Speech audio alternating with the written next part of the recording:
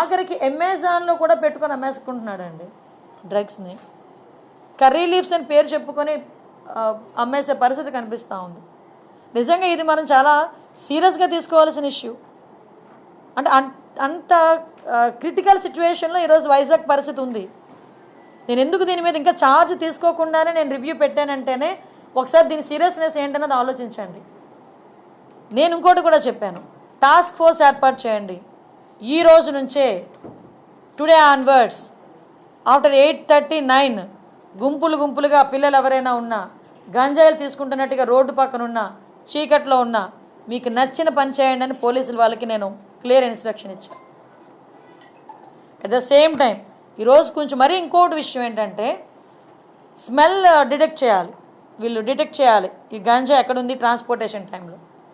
Smell detect చేయడానికి రెండు ఉన్నాయి డాగ్స్ పైన. 2